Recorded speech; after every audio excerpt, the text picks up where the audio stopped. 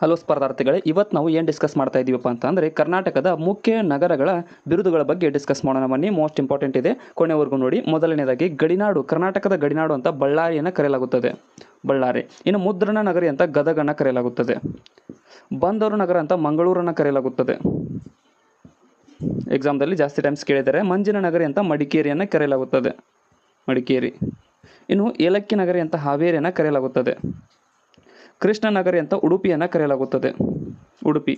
ಭತ್ತದ ಕಣಜ ಅಂತ ಗಂಗಾವತಿಯನ್ನು ಕರೆಯಲಾಗುತ್ತದೆ.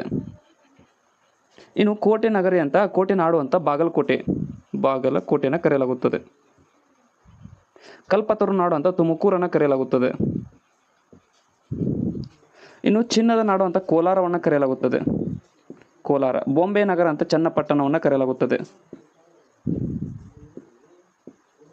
ರೇಷ್ಮೆ ನಾಡು ಅಂತ ರಾಮನಗರವನ್ನು ಕರೆಯಲಾಗುತ್ತದೆ.